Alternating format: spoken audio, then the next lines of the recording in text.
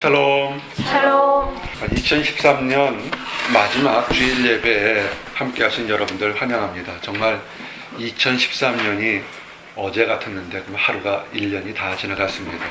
한 해 동안에 많은 일들이 있었을 겁니다.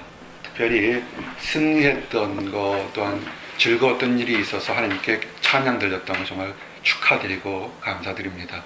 또한 또 올 한 해 동안에 원하던 것이 좀 지연되고 뜻하지 않게 힘들고 어려운 일이 겪었던 사람이 있으면 하나님의 위로가 가장 넘치길 원합니다. 그래서 오늘부터 새로운 소망의 그 확신이 가득 차서 2014년에는 여러분 한 사람 한 사람이 정말 마음속에 원하는 것들이 다 이루어져서 큰 축복으로 넘치길 원합니다.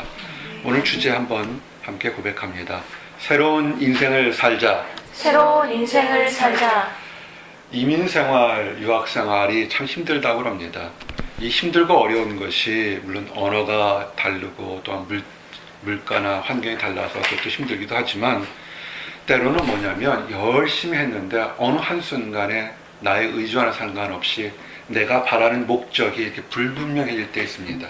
내가 공부를 계속해야 될 것인지, 내가 이것을 계속해야 될 것인지, 아니면 저것을 계속해야 될 것인지 이렇게 분명하면 밤을 새우고도 열심히 해서라도 이렇게 보람을 느끼는데 어느 순간에 과연 내가 이거를 해야 될 것인가 하는 그런 목적이 흔들릴 때가 있습니다. 사실 이럴 때가 제일 힘듭니다. 근데 이민생활, 유학생활에 이런 것, 내가 왜 인생을 살아야 되는지 하는 그런 목적의식을 흔들게 하는 그런 것들이 참 많습니다. 그래서 힘들다고 합니다.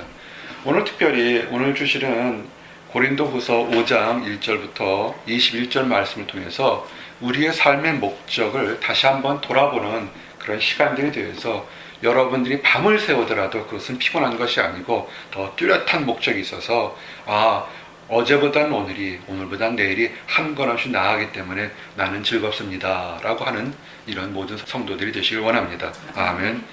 오늘 이 고린도후서 5장은 우리가 참 많이 친숙한 말씀이 들어있는 말씀입니다. 근데 고린도후서 5장을 그 핵심을 세 가지 단어로 이렇게 요약할 수 있습니다. 영어 단어 세 가지로. 첫 번째는 resurrection이고요. 두 번째는 regeneration이고 세 번째는 reconciliation입니다. 그래서 오늘 이 세 가지 단어를 하나하나 설명하면서 이 고린도후서 5장에 하나님 주시고자 하는 말씀이 여러분에게 나에게 위로와 소망 되기를 원합니다. 첫 번째가 resurrection, 부활입니다. 성도가 세상을 이기는 힘은 이것은 성도가 가지는 어떤 외형적인 능력이 아니라 성도가 예수님의 부활을 얼마만큼 인정하고 예수님의 부활의 능력이 여러분의 삶에, 여러분의 가슴에 얼마만큼 살아 움직이느냐에 따라서 세상을 이기는 힘이 달라지기 시작합니다.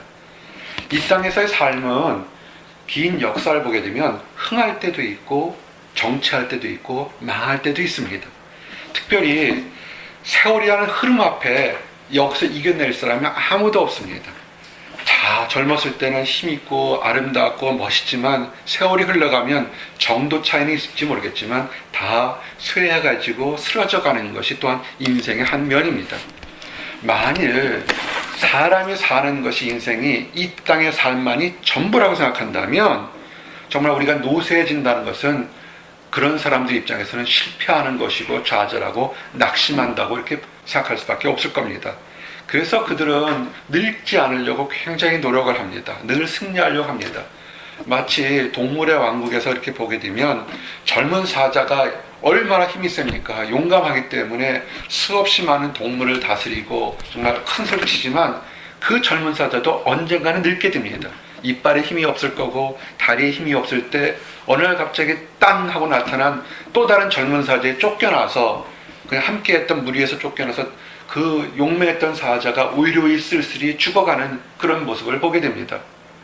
이런 모습을 보면서 우리가 한번 우리의 신앙생활을 한번 돌아보게 됩니다. 예수님을 메시아라 알고 따랐던 사람들이 수없이 많습니다. 사도들이 따랐었고 수많은 제자들이 따랐습니다. 그들의 삶은 세상적인 삶을 포기하고 예수님만을 따랐습니다. 근데 반대로 그 당시의 권력자들, 그 당시의 정치가들이나 좀 세상적으로 야합하는 사람들은 권력을 누렸고 세상을 즐거움을 누렸습니다. 과연 이 예수님을 따랐던 사람들이 삶이 이 땅의 삶, 육신이 있는 곳에서만 삶으로 한정됐다면 정말 그들은 바보스러운 삶일 거라 봅니다.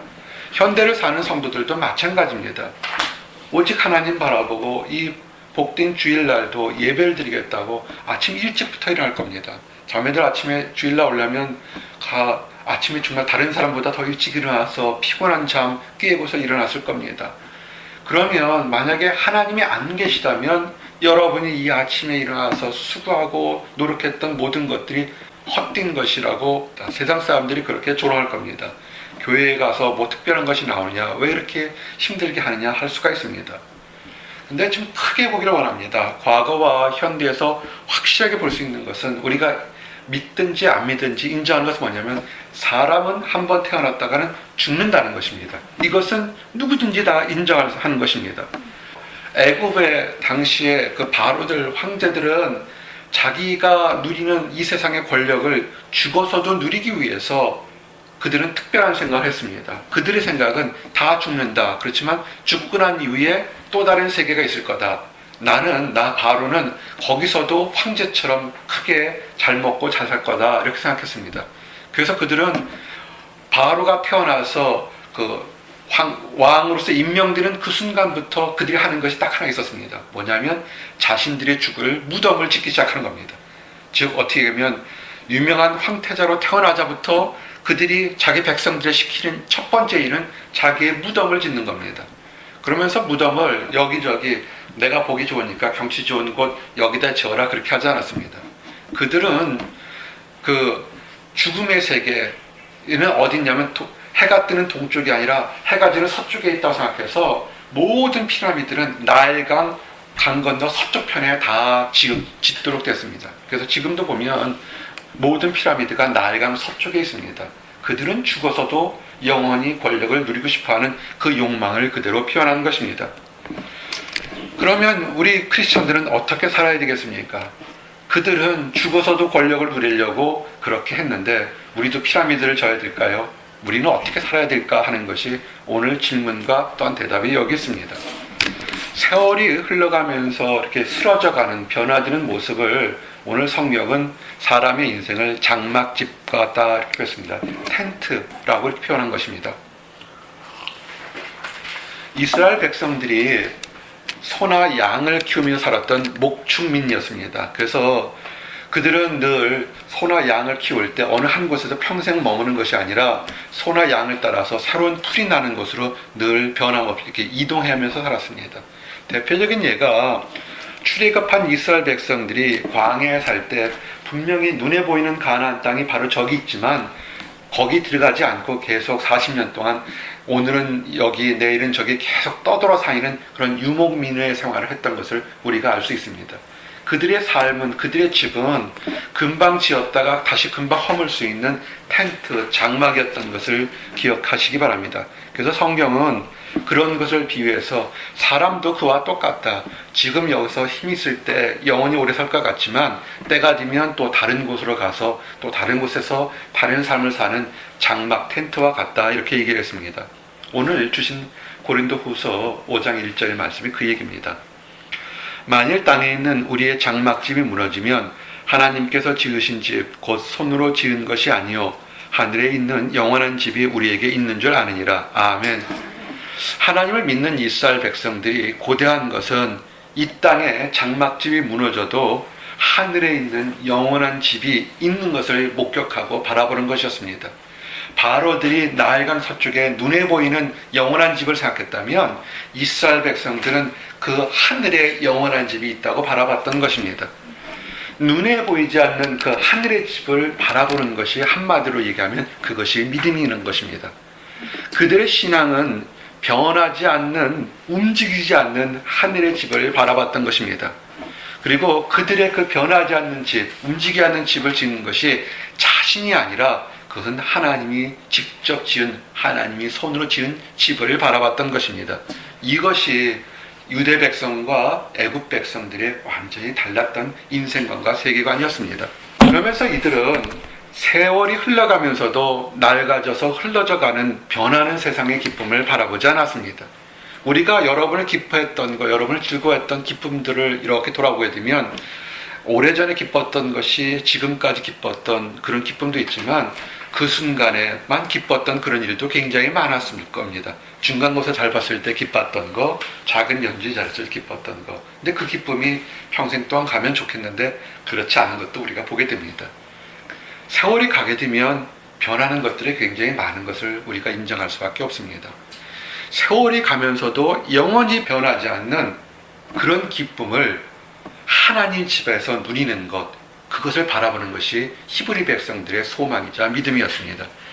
이렇게 하나님이 직접 지은 집을 바라보는 기쁨 속에서 살아가는 사람들은 그들의 인생의 가치관이 조금 달랐습니다. 왜냐하면 지금 내가 기쁘거나 지금 슬픈 것에 대해서 크게 연연하지 않았습니다. 왜냐하면 언젠가는 하나님이 지으신 영원한 집에 하나님과 함께 영원한 기쁨을 누릴 것이다 라는 그런 소망의 약속만을 바라보고 살았던 것입니다. 그러면서 기쁨을 누렸던 것입니다.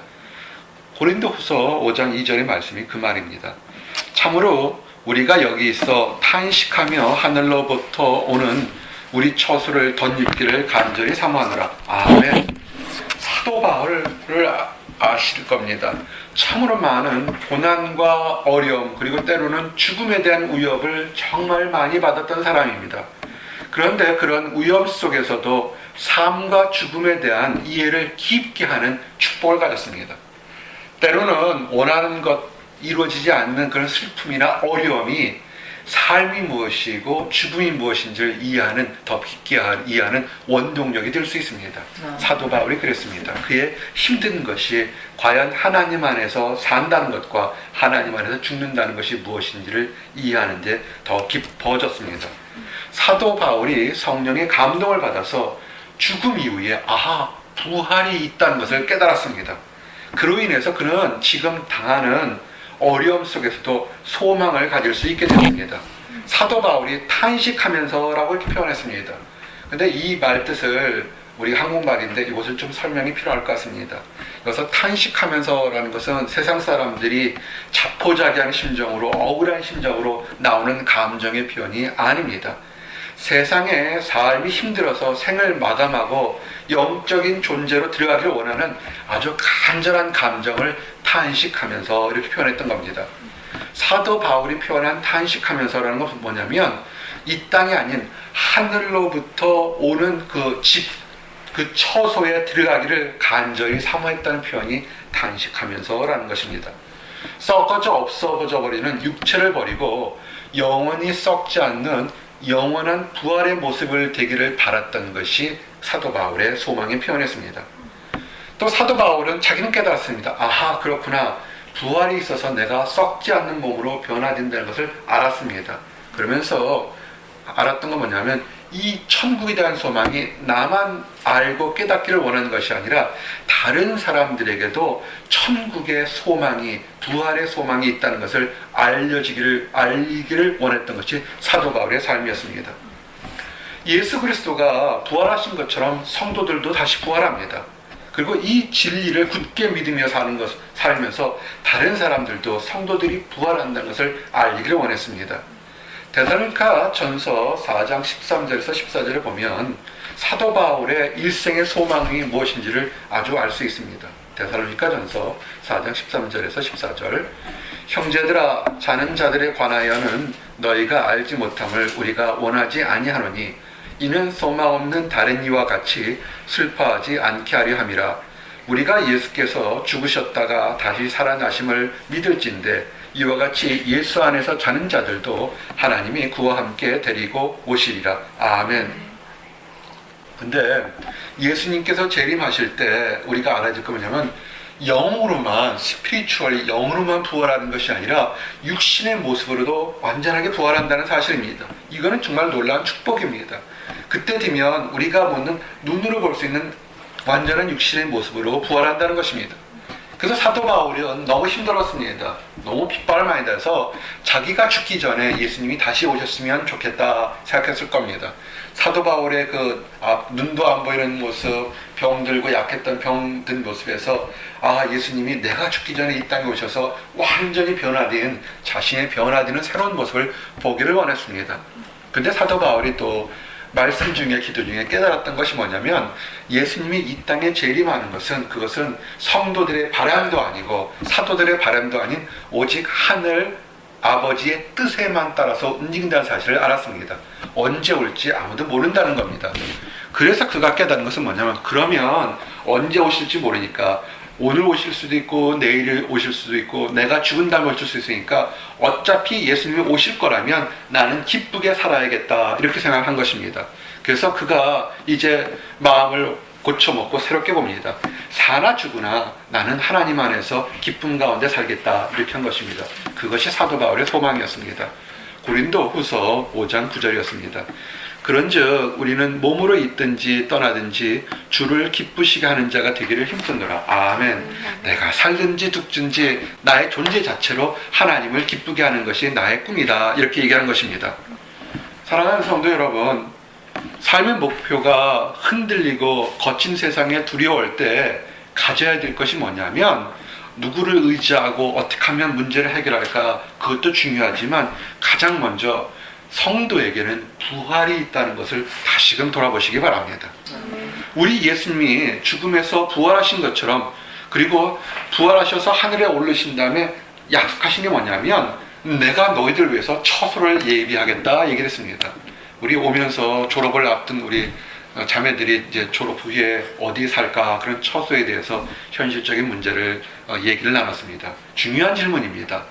그런데 그런 장례를 준비하는 중요한 질문처럼 하나님은 성도들에게 걱정하지 마라, 내가 너희들을 위해서 처소를 예비하겠다고 분명하게 정확하게 얘기했습니다. 그러면서 육신이 죽었어도 예수의 능력으로 다시 부활하는 축복을 우리에게 주겠다고 얘기한 것입니다. 예수께서 이르시되 나는 부활이요 생명이니 나를 믿는 자는 죽어도 살겠고 무릇 살아서 나를 믿는 자는 영원히 죽지 아니하리니 이것을 내가 믿느냐. 아멘. 요한복음 11장 25절에서 26절에 정말 성도들에게, 하나님의 제자들에게 뭐냐면, 너희들에게 부활이 있고 내가 너희를 데리러 오겠다고 약속한 것입니다. 예수님은 그걸 그러면서 이 땅에 살면서 평안하라고 말씀하신 것입니다. 힘들어하지 마세요. 작은 것 하나에 얻고 잃은 것에서 너무 힘들어하지 마시기 바랍니다. 그것은 중요한 겁니다. 최선을 다해서 내가 노력한 것을 얻는 것은 중요한 것입니다. 그러나 그거보다 더 큰 것은 여러분을 사랑하시는 하나님이 뭐라고 얘기하시냐면 평안하라 라고 말씀하셨습니다. 부활하신 예수님이 하늘에 처소를 예비하면서 그냥 빈집에 딱 준비하겠습니까? 거기서 여러분을 위해서 여러분이 누리고 즐거울 모든 것을 예비하셨다고 약속했습니다. 요한복음 14장 1절에 3절, 이 말씀이 축복이 됩니다. 요한복음 14장 1절에 3절, 너희는 마음에 근심하지 말라. 하나님을 믿으니 또 나를 믿으라. 내 아버지 집에 거할 곳이 많도다. 그렇지 않으면 너희에게 일렀으리라. 내가 너희를 위하여 거처를 예비하러 가노니 가서 너희를 위하여 거처를 예비하면 내가 다시 와서 너희를 내게로 영접하여 나 있는 곳에 너희도 있게 하리라. 아멘. 걱정하지 마시기 바랍니다. 세상의 모든 사람들에게 부활은 반드시 일어나며 부활의 때가 있습니다. 이 부활, 그러면 사람들은 믿는 사람들만 부활한다고 하는데 아닙니다. 믿는 사람들만 부활하는 것이 아니라 믿지 않는 사람들도 부활한다는 사실을 아셔야 됩니다. 하나님을 믿지 않는 사람들과 하나님을 믿는 사람들이 다 부활해서 꼭 거쳐야 되는 것이 뭐냐면 하나님의 심판대 앞을 거치게 되는 것입니다. 부활의 때 예수 그리스도를 믿는 사람들도 하나님의 심판대 앞에 이렇게 서게 되어 있습니다. 고린도 후서 5장 10절에 분명하게 오늘 증거되어 있습니다. 이는 우리가 다 반드시 그리스도의 심판대 앞에 나타나게 되어 각각 선악간에 그 몸으로 행하는 것을 따라 받으려 합니다. 아멘. 예수님을 구주로 영접해서 믿었던 사람은 예수님의 사랑으로 인해서 그가 부족한 것이 있어도 생명책에 기록되는 그런 은혜를 받게 됩니다. 그런데 이 땅에서 어떻게 생활하느냐에 따라서 받는 영광의 상급은 다릅니다.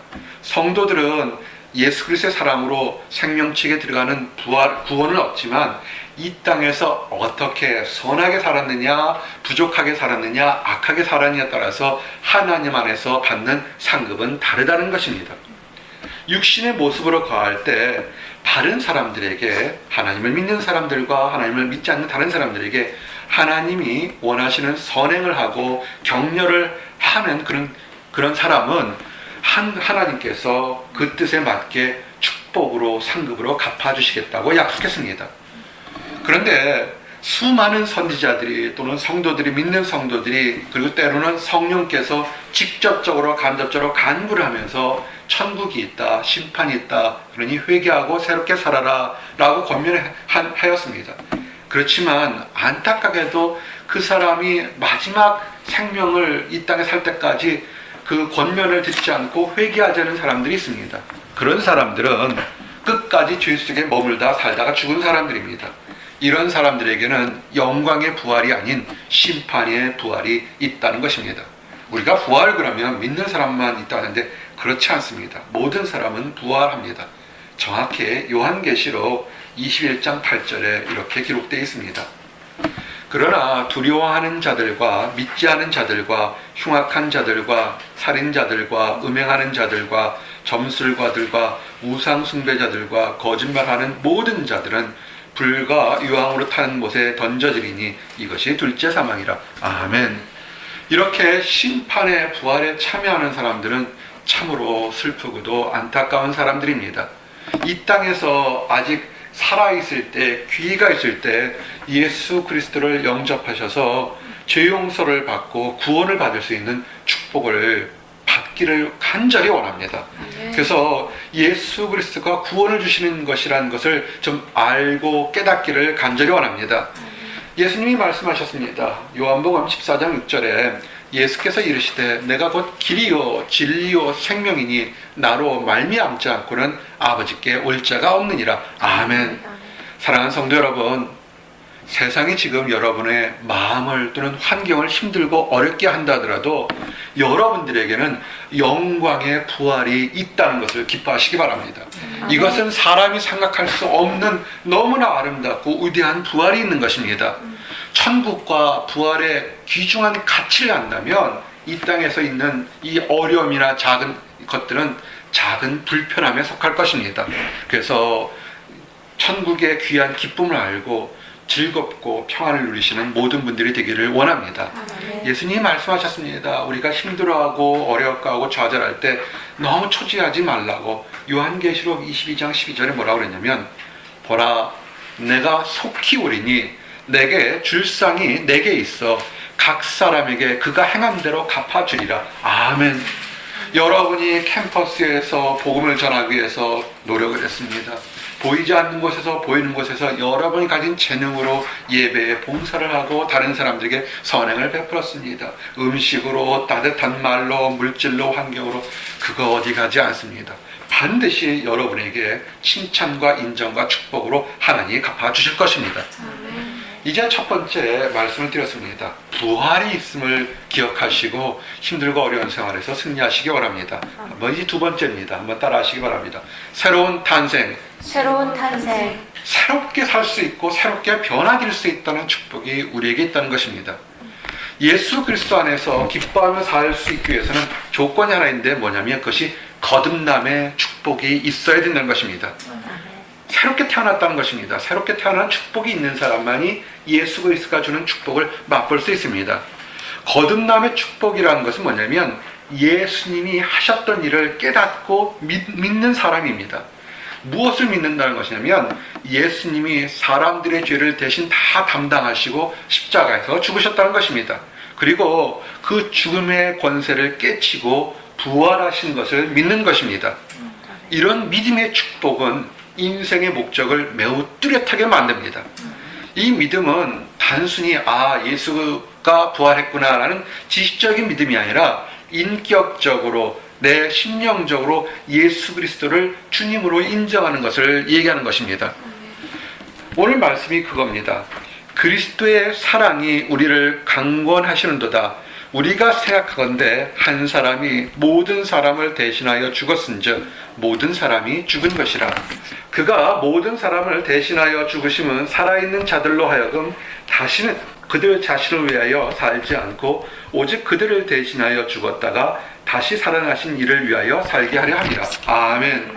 그래서 이제는 예수 그리스도가 모든 사람들을 위해서 대신 죽고 그가 부활했기 때문에 모든 사람의 죄도 용서받았음을 깨닫고 확실하는 것, 이것이 거듭남의 그 비밀인 것입니다.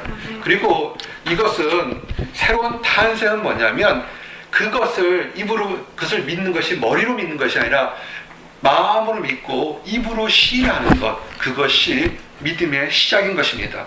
성경은 이렇게 되어 있습니다. 로마서 10장 9절에서 10절. 내가 만일 내 입으로 예수를 주로 시인하며 또 하나님께서 그를 죽은 자 가운데 살리신 것을 내 마음에 믿으면 구원을 받으리라. 사람이 마음으로 믿어 의에 이르고 입으로 시인하여 구원에 이르느니라. 아멘. 하나님의 선물인 구원을 받은 것을 다른 사람도 알 수 있을까요? 알 수 있습니다. 하나님의 선물인 구원을 받은 사람은 그것이 작아도 또는 커도 삶의 목적이 뚜렷하게 변화되는 것을 보게 되는 것입니다. 자신만을 위해 살던 삶에서 예수님의 사랑이 우리 안에 들어와서 이웃을 위해서 이렇게 전하게 되는 그런 변이 다르게 되는 것입니다. 그러면서 이것이 믿음이 커져가면서 이 기쁜 소식을 위해서 일평생을 복음을 전하는 목적으로 삶을 살게 되는 것입니다. 복음을 전한다라고 하는 것은 입으로만 말을 하는 것을 얘기하지 않습니다. 그냥 예수 그리스도가 당신을 사랑했다라고 이렇게 입으로 전하는 것을 의미하지 않습니다. 복음을 전하는 사람은 마음과 행동이 변화되는 것을 의미합니다. 이런 변화가 일어나는 배경은 뭐냐면 첫 번째는 전인격적으로 예수님을 구세주로 인정하기 때문에 그 선물로 받은 구원, 즉 생명의 씨가 그 사람 안에 있기 때문에 변화가 시작되는 것입니다. 거듭난 생명의 씨가 예수님을 영접한 사람에게 새로운 피조물로 새롭게 태어나게 하는 것입니다.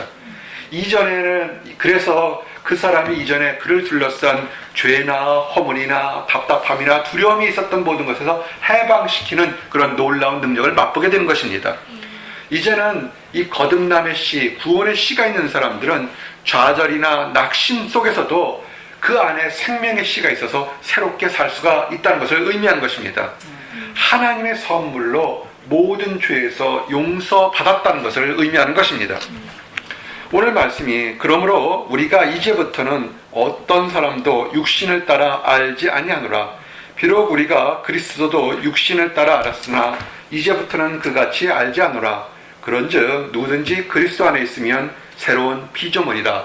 이전 것은 지나갔으니 보라 새 것이 되었도다. 아멘. 또한 이 새로운 피조물이라는 것은 하나님으로부터 의롭다고 인정을 받는 것입니다. 사람의 행동과 마음으로는 하나님 앞에서 의롭다 인정받기에 부족한 것이 너무나 많습니다. 그러나 하나님은 예수님의 보혈의 공로를 인정하셔서 사람들도 의롭다고 인정을 하신 것입니다. 예수님이 십자가를 치신 것처럼 사람들도 자신의 모든 연약하고 답답하고 범죄한 것까지도 예수님의 십자가 밑에 다 내려놓게 되면 새롭게 되는 것입니다. 그래서 로마서 6장 5절에서 7절 말씀처럼 우리가 알거니와 우리의 옛사람이 예수와 함께 십자가에 못 박힌 것은 죄의 몸이 죽어 다시는 우리가 죄에서 종노릇 하지 아니하려 함이니 이는 죽은 자가 죄에서 벗어나 의롭다 하심을 얻었음이라. 아멘. 이렇게 죄 용서함과 의롭다함을 받은 사람들의 삶에는 특징이 있습니다. 속으로는 어떤 환경 속에서 낙심하거나 좌절하지 않고 구원을 주시는 소망의 하나님을 바라보는 힘이 생긴 것입니다. 겉으로는 삶의 목적이 분명해졌기 때문에 하나님을 믿는 믿음을 증거하면서 살게 되는 것입니다. 그래서 그들의 삶의 목적을 갈라디아서 2장 20절에 아주 분명하게 표현했습니다. 내가 그리스도와 함께 십자가에 못 박혔느니 그런즉 이제는 내가 사는 것이 아니요 오직 내 안에 그리스도께서 사시는 것이라. 이제 내가 육체 가운데 사는 것은 나를 사랑하사 나를 위하여 자기 자신을 버리신 하나님의 아들을 믿는 믿음 안에서 사는 것이라. 아멘. 갈라디아서 2장 20절에 인생의 목적이 정확하게 규명되어 있습니다. 거듭난 사람들의 특징은 이전에는 자신의 욕심과 이득을 위해서 따라서 살았지만 이제는 예수 그리스도를 따라가는 삶으로 변화된 것을 보게 됩니다. 그로 인해서 성령의 열매들이 삶 속에서 맺히는 결과를 보게 됩니다. 성령의 열매들이 크든 작든 맺힌 것입니다. 오직 성령의 열매는 사랑과 희락과 화평과 오래 참음과 자비와 양성과 충성과 온유와 절제니 이와 같은 것을 금지할 법이 없느니라. 아멘. 이와 같은 성령의 도우심으로 새로운 인생의 목적을 만들며 성령의 열매가 맺히는 축복된 삶을 사는 여러분 모든 분들이 되시기를 예수님의 이름으로 축원합니다. 아멘. 이제 마지막입니다. 오늘 주신 목적 세 번째, 부활과 우리가 거듭나 새로운 남의 역사가 있으면 세 번째 함께 따라 하시기 바랍니다. 화해, reconciliation입니다. 하나님의 축복을 받은 거듭난 사람에게는 놀라운 직분을 주셨습니다. 그것은 뭐냐면 성도들에게 세상의 기쁜 소식을 전하면서 화해와 용서를 전하라고 한 것입니다. 힘들게 한 사람들이 있을 겁니다. 여러분의 마음을 답답하게 한 거친 환경들이 있었을 것입니다. 그런데 그런 모든 사람이든 환경이든 이런 모든 것들에게 화해하는 능력을 하나님이 성도들에게 주었습니다. 성도는 그런 화해케 하는 특권을 가졌습니다. 화목의 힘의 근원은, 이 근원은 어디서 나오는 거냐면 예수님이 우리와 화목하게 한 것을 깨닫고 나가는 것부터 시작합니다. 성도가 죄를 용서받고 거듭나며 예수님과 화목하게 된 것이 축복을 알리는 시작인 것입니다. 오늘 주셨던 말씀 고린도후서 5장 18절 19절에 화목에 대해서 증거되어 있습니다.